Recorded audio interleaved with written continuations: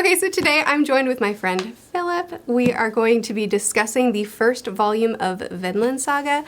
So I was actually on your channel recently, Philip, and you asked for the right gateway into manga. And I said, for you specifically, it's gotta be Vinland Saga.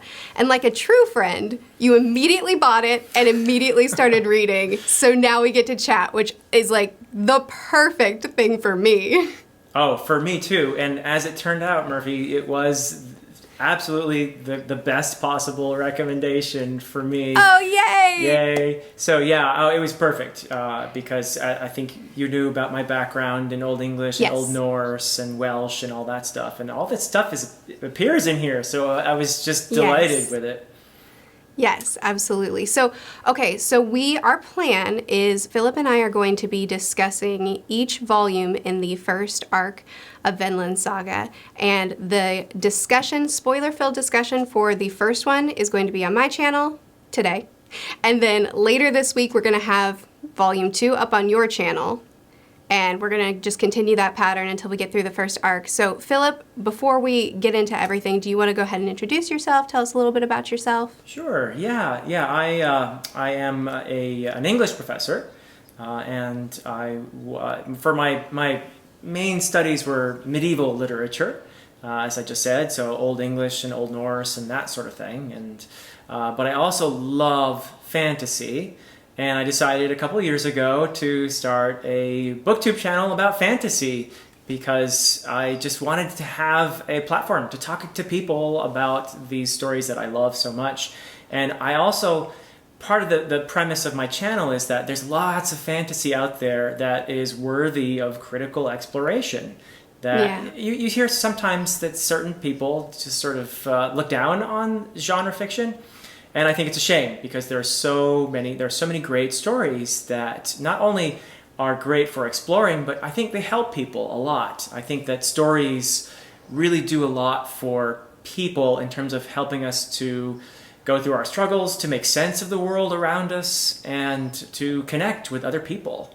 So that's what I wanted to get into, and it has turned out to be really wonderful to meet so many lovely people here on this platform. Yeah. And you mentioned a little bit at the beginning of the video, but you also have a lot of knowledge on Norse mythology. You speak a little bit of Norse, right? I read it much better than I would speak it, to be honest with you. And it's not as good as my Old English, which was more or less primary, but a lot of us who study Old English end up studying Old Norse because there's so many great stories in Old Norse, the Icelandic sagas and all that, which Vinland Saga is very much inspired by. Yeah. Yeah, and you've studied medieval history a ton.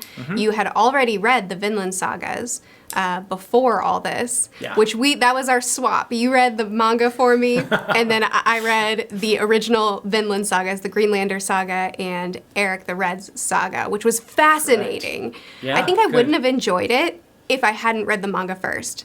But having read the manga and being invested, I was like, oh man, I love to know where these people came from. It's really cool. Yeah, it is cool. And they are not the Saga of the Greenlanders and the Saga of Eric the Red are not considered by most people to be the greatest of the sagas. They're interesting for their historical value and that sort of thing, but they're not up there with Egil's Saga or Njal's Saga or Grettir's Saga. There's some really great stories that came from that part of the world in the 13th century, and they were written about a period a couple hundred years earlier, right around the time when Iceland was beginning to convert to Christianity. So it's a really interesting period.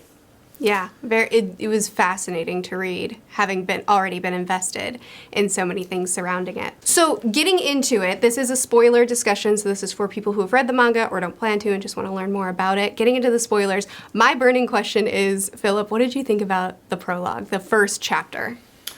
I was immediately entranced by the prologue, and it's just to see visually a story that is inspired by the sagas and with the Vikings in it and that sort of thing. And I appreciated the art, and there's some nice color illustrations in the beginning of most of the volumes. So that's like, ooh, this is neat. I like this. And it was a nice introduction to the style of manga, I think. which I think we can talk about as well. You know way more than I do about that, but I'm struck by, there are some interesting things about the prologue too. So I immediately realized that the author, Makoto Yukimura, had steeped himself in Icelandic sagas, in the lore, and later on you even learn that he has these little inserts in here where he breaks the fourth wall, and I learned that he did go to Iceland in here as well, so which is really cool. He did so much research. That's so evident right from the beginning. But it's also evident that he has taken this source material, and he does what I think is probably fairly common in manga, which is to use hyperbole, to exaggerate. You see it in the facial expressions, and which is wonderful. It's wonderfully expressive. But for example, when Askeladd's troops show up with their ships and they're running with their ships into the battle, and so that they can sneak attack from behind, that's an exaggeration. So there are definitely examples in the sagas where groups of fighters will carry their ships, but it's more like they're dragging them overland. They're very heavy. So there are examples of that, and I think what Yukimura has done here is cool, because he's made it much more like epic by having them run and carry. I don't think that any human beings would be capable of that. But the Vikings, they did carry their ships overland at times, and sometimes for strategic reasons, while they were getting set up for a battle or trying to evade their enemies or something like that. But it would be like dragging and maybe using logs to drag the ships. So much less interesting. If Yukimura had it that way, they would have turned around and saw these people just sort of dragging their ships, and that would be much less interesting than them rushing into the scene. It would be less of a cinematic opening of them coming onto the scene. Interesting. Well, I think I'm sure you've picked up on this, but it's pretty common in manga to exaggerate human strength and what a human is capable of doing to kind of show the power of an individual. We see that with Thors, like how he gets a big paddle and he can paddle his side of it all by himself, stuff like that. That's like, he may be a troll, but he can't do that in real life. But, that's pretty normal for the medium. Did you feel like the medium had any obstacles for you, or was it a pretty smooth transition? It was very smooth for me. I think perhaps partly because I grew up on comic books, and I have a love for them that's still. right. Yeah. So on American comic books, which I realize are different from manga in probably some important respects. And I'm just getting to learn what manga is all about here. But that meant that I was receptive to, first of all, just having a story told this way with illustrations along with the text. And also, I find there's plenty of exaggeration in comic books as well, and in fantasy and that sort of thing. Sure. So often, it makes the story more interesting. It makes it more epic and compelling. And so I felt that his Yukimura's decisions, where he was grounded in the sagas and in history and that sort of thing, but he made his story a little bit spicier by making it manga. So I'm on board. Absolutely. Good. What were there any elements to the story that you felt really connected with you so far, just in this first little this is technically the first 2 volumes, but this first deluxe edition? Yeah, so there's a midway point, I guess, and that's volume 1. Yes, is that how it works? And you'll find that in all of them. But basically, where you end a chapter and then it goes into maps and it goes into extra stuff and all that, that's a volume break technically. Yeah. Okay. So we're technically covering 2 volumes here, and then you can see that's the opening of the next volume. Yeah, it's delightful. So one thing that you talked about in one of your videos was the character work in here. Yes. And as much as I love the historical references and how steep the author is in Viking lore and all of that, if it doesn't have great characters, it's not going to be a great story. That's so true. I really do agree with you about the investment that you feel with the characters, which is fantastic. And that happens both through the text, and it happens visually through those often exaggerated facial expressions. So it's just, It's I so reacted. funny. Sorry, Vinland Saga is super mild as far as the exaggerated facial expressions. Like, this is so chill for a manga. Yeah. I had a feeling you might tell me that that others have even bigger eyes and bigger reactions and that well, sort of thing. so manga is typically broken up into 4 categories, and that's based off of gender and age range. So you have shonen, which is for, I'm not going to get this right, I'm really new, guys. I'll just say it this way. You have manga for young boys, for adult boys, adult men, for young girls, and adult women. So this falls into the category of more targeted for adult men. Obviously, there's crossovers. I happen to not be a man, and I still like it. But the exaggeration of facial features and everything, I think, as far as I understand, is more mild in this particular genre within the genre. Anyway, so continue. Compared to, like, say, One Piece, maybe? Is that a good example? Yeah. More. One Piece is pretty, over the top in every aspect. Okay, great. But I love the characters. I was immediately, invested in, and this is, in some ways, it's the story of Thorfinn, of course, who is a historical figure, who is mentioned in the 2 sagas that you read. And so this is a presentation of his youth, which doesn't get talked about at all in the actual source material. So this is a creative on the part of the author, imagining Thorfinn's youth, and his father was probably Thors. You mentioned him earlier. I think he might be my favorite character from this. He's just so. What makes a great character, Murphy? You know this as well as I do, is conflict. I think that William Faulkner is often quoted by saying, there's nothing worth writing about but the human heart and conflict with itself. And often George R.R. Martin has been cited for that quote, but he's actually quoting William Faulkner. But anyway, these characters are conflicted. When you look at Thors, you see a man who is trying to run away from his past, who has that capacity in him for violence, and he's good at it. And he made a name for himself. Thors, the troll, that's not a nickname you get by being soft and fluffy, Right. That indicates, in the sagas, a nickname like that would indicate even a berserker type warrior. If you earn a nickname like that, you're scary. Right. So this is a man who is trying to evade that. He was one of the Joms Vikings, which, by the way, they're also talked about in the sagas. There's a whole saga called the Joms Viking saga. So that's you could cool. Yeah, it is cool. They're legendary. They're not quite sure where they were. They seem to have been based somewhere in the Baltic. And they're a bit like Arthurian knights or something like that. They're just super epic and mysterious. And so, but this is a thing that is talked about in the sagas too. And the fact that he was one of those is like, whoa, okay, this guy's serious.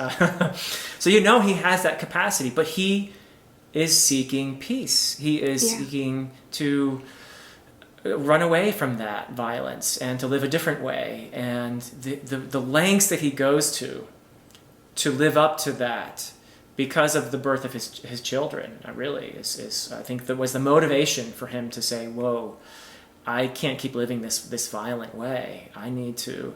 And there are all kinds of warriors who are haunted. You could probably easily say he has PTSD, that he is someone who's seen some horrible things and done some horrible things. And he is trying to make sure his children don't get scarred the same way that he did. Yes. And it's a beautiful job, I think, on the part of the author. Oh, yeah, I agree. And you really saw, you've read Volume 2 at the point that we're discussing this. So not getting into spoilers in that, we'll save that for the next video. But you know that this right here is the bookends of his story. And while we'll get little bits of information, like here he is. And it's interesting that you say he's run away, because you're right. But I've never really thought of it that way. I've thought of it more as he's learned. He was something, And then as soon as new life came into his life, as soon as his children came into his life, because he didn't even learn when he got married and when he had a wife who was good and kind. It wasn't until he had his daughter that he realized, I'm going down a path that will not serve my family, and I need to change by who I am. But he did defect and legitimately ran away. And I'm trying to be careful what I say, because I just finished the second arc and there's so much that I want to dig into, but I won't do it. I won't spoil you on anything. But he is in my opinion, he's such an inspiring character because he's learned so much from what he once was. And now from that, he's attempting to make sure that his children can start from his ending, can have their floor be his ceiling. And I think he does such a wonderful job of instilling those values, and even at sometimes overcompensating. Like when he sees Thorfinn being violent towards his friends and his intensity and telling him, you don't have an enemy. There are no enemies. There's no occasion for violence. Even though we see him defending his people and having to use violence, though he chooses to do his best for it to be nothing that would end a life, just diffusing the situation and disarming and that sort of thing as much as he can. But, projecting such an intense, the opposite of what he was because of what he wants for his kids.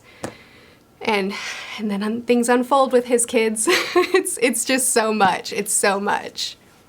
Yeah, there's a lot of irony in that. I think you said it beautifully. And speaking as a father, I can relate. I mean, I'm not a berserker or any kind of warrior at all. But I can say that when my oldest daughter was born, it was transformative for me and how I interact and how I see the world. And I actually cried when she was born in joy. Yeah. And I didn't cry really before that for many years since I had been a little kid. But after she was born, having cried when she was born, it's like I can't turn it off. Yeah. They're just, the tears come easily now. And there is something about having that little life there and holding that little bundle and having that person be so reliant on you, and that opens you up in a way that teaches you empathy. And that's really what Thors, I think, learned, that he learned empathy. And you can see it in the way he died as well, that he understood what was going to happen before everyone else. And he knew the only way to get out of this was to sacrifice himself. Yeah. Which was, of course, it's one of the... It was a very moving moment for me, reading it, because I was that invested in his character. Mm-hmm. It's interesting, too, because it's a flashback. This whole story of Thors is flashback, I know, right? Yeah. And how wild is it, too? To me, having a prologue that spoils a major event, it's hard to get that to do that well. A lot of times a prologue is either too vague, so it doesn't feel like it matters until you go back and reread it at the end of the story, or it's too much, so it kind of ruins the stakes or ruins the big surprise. And for this one, it just outright tells you, Thors is dead. And then you go back and you read Thor's story. And that death, I mean, I was weeping. I'm more of a baby than you are. I was weeping, because he had become one of my favorite characters. And he was so powerfully written, and he was so inspiring. And I knew it was coming, but I didn't know how it would happen. And I knew it would be a trick. I saw Thorfinn yelling at Askeladd about it, but I didn't know what it looked like exactly. And I just think it was perfect. I think it was perfectly done. Have you watched the anime at all? I have not. I most certainly will once I get further into this. It's phenomenal. It's a fantastic adaptation. But the anime does it chronologically, so you don't get the spoiler. You just grow up, and there's actually a couple of episodes that are added content of Thorfinn after he loses his dad and him growing up in war that are phenomenal. But Thor's death was a complete surprise to anime-only watchers. And, I can't imagine the brutality of that.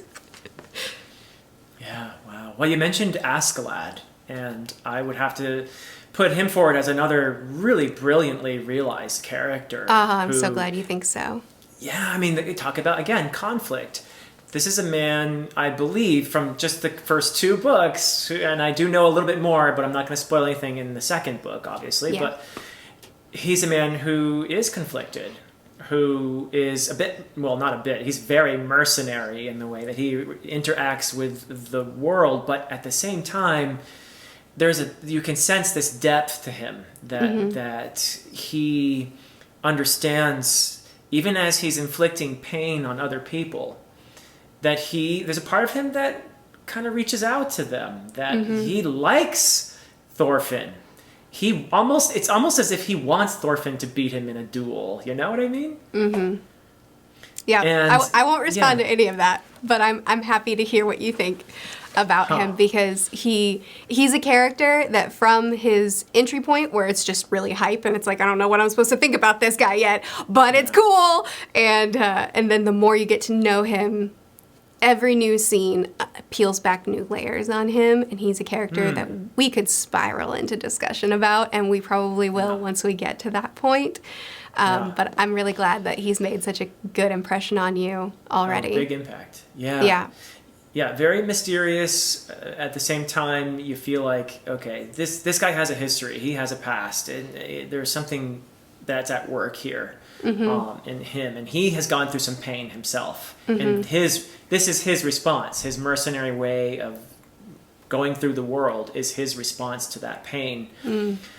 So I think I'm going to be very interested in seeing where he goes. And he's a character, by the way, that Yukimura pretty much made up. I mean, there is an Askeladd who exists in Norwegian folktales, but he's kind of a bit of like a Cinderella type figure, a bit of a little trickster, an underdog who comes out on top somehow. Usually, yeah. So interesting. There's no Askeladd in the sagas anywhere, right? So he's more or less Yukimura's invention, and a very interesting one. Yeah. Yeah, he is very interesting. That's true. Speaking of, just in this one bit that we're discussing here of the plot, is there? I guess I want to ask you. I just said plot, and here I am moving to a character. Do you have any impressions of Leif? Oh, okay. So Leif Erikson. Oh, it's Leif? Well, I mean, you're fine, because I think 99% of people in North America would say Leif, but the Icelandic or Norse pronunciation is Leif. Yeah.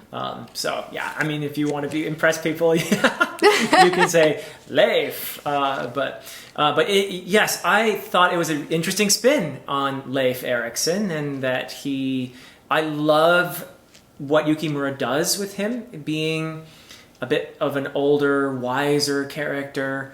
He's, by the way, very different, as you know, because you read the Saga of the Greenlanders and the Eric the Red saga. So you know that Leif Erikson is much more of a big, warrior-like fellow he's not some shriveled old man in the stories. Not quite so tender-hearted and compassionate. Not so tender-hearted either. Yeah. But he is Leif the Lucky in the sagas, and I think they carried over a bit of an element of that. But he's wise here in Vinland Saga, and I like the role he plays in here. Yeah. That he is a character who there's tenderness to this person. Again, he's older and wiser than Thors even, but he also has, I think, people don't seem to realize that he's not valued here, like the way the kids treat him. They think he's actually even a liar, that he's made up these stories. And he introduces, of course, the very important element here of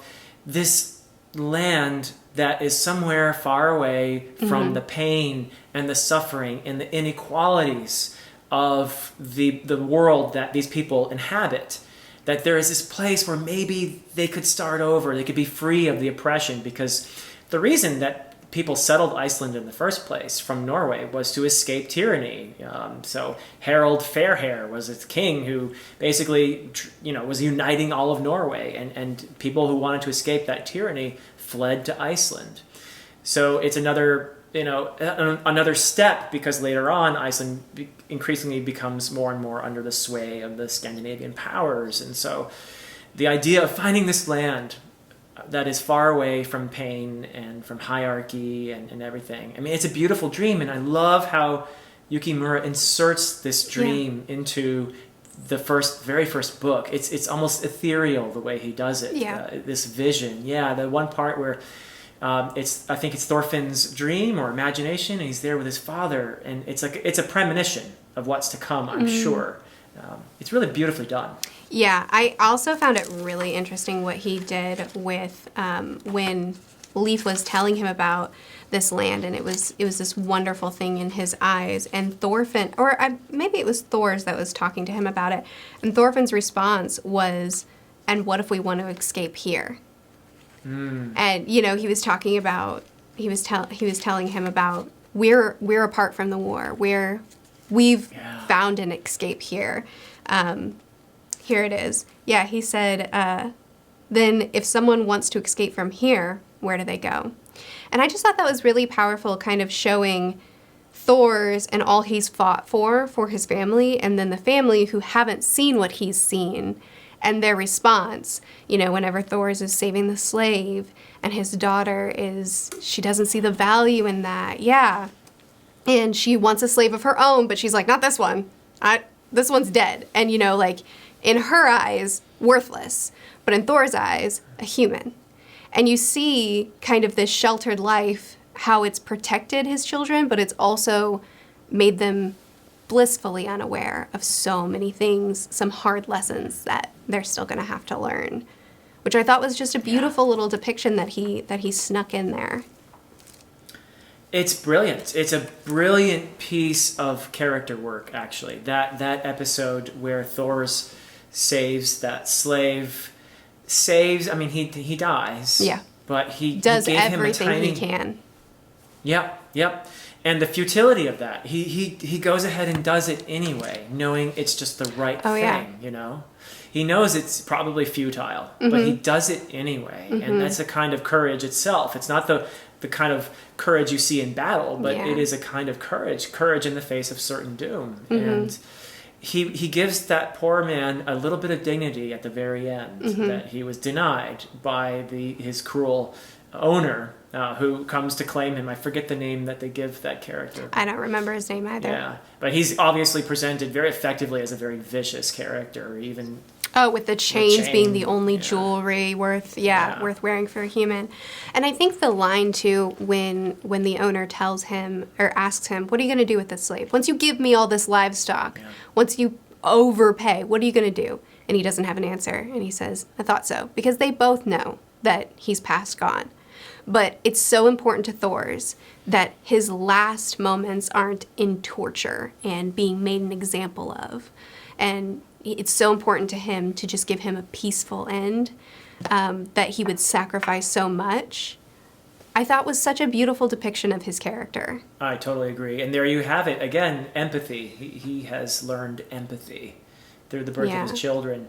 The Thors, who had been one of the Joms Viking, he never would have done that, obviously. Yeah, and I think that this series, having finished the second arc now, all throughout it is just absolutely loaded with those micro moments, those tiny little elements that every bit of this story, in the first arc and forward, every bit of it is a story that could be told by someone else and told well, but because he doesn't do the streamline thing for the arc, and because he adds all these tiny little things that only amplify everything, that's what makes it so effective to me. I think you're right. You're absolutely right. And you see it in the presentation of Thorfinn, too, of course.